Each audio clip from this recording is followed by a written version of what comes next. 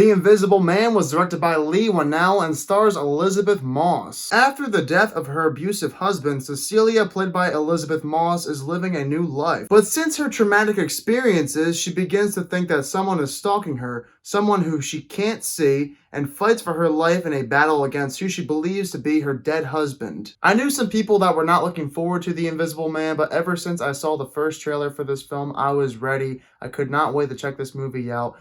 And The Invisible Man is definitely my favorite movie of 2020 so far. That's not saying too much since we're only through 2 months, but still, this movie was riveting. Obviously, we can start with Elisabeth Moss, who I think gives her very best performance. She is insanely good in this movie. I think she deserves a lot of praise for this performance because think about it. In many moments in this film, she's going toe-to-toe with nobody. They didn't use anybody else. It's just her and a bunch of camera tricks. That's all it is. And she, in some scenes, has to act as if somebody invisible is fighting against her. And that right there is worthy of some awards, in my opinion. So she's great in the scenes where she's going face to face with the Invisible Man, fighting against him, as well as in the scenes where she's away with him, and you can see what kind of effect this has on her. And that's another aspect of this movie that I love so much. Seeing how traumatizing something like this could be for a woman. And is there anything scarier than having that feeling that somebody is stalking you or that there is an invisible person constantly watching over you and you can't even see them?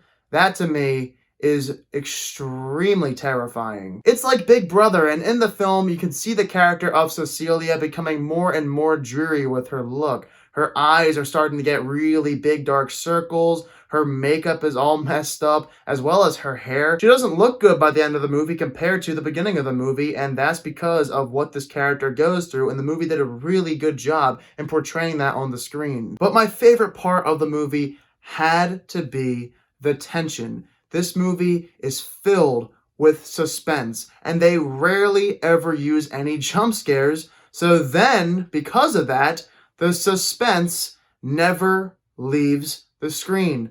It's always there. You are tensed up.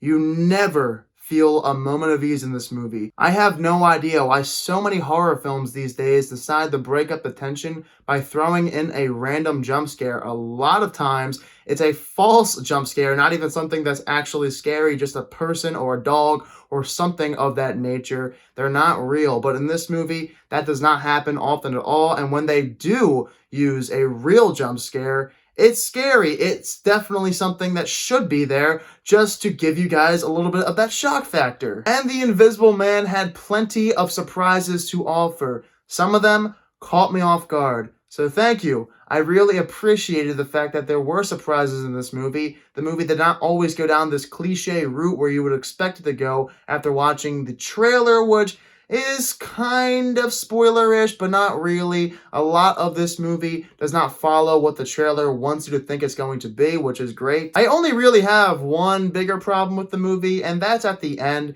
You think the movie is going to build towards something so much bigger and greater than anything else we just saw or experienced in the movie, but that doesn't end up being the case. The movie goes down more of an obvious route, which was disappointing. I was hoping they would go towards something a little more shocking than what we ended up getting. There's also a few slip-ups in the script, like with some dialogue said by characters or a couple of plot holes, but besides those things, The Invisible Man is my favorite movie of the year. This is a really good horror movie slash thriller. Elisabeth Moss gives a great performance. This movie is tension-filled. I loved it. I'm giving The Invisible Man an 84%. I think you guys should go see it. It is definitely one of the better thrillers that I've seen in quite some time. I love the premise too.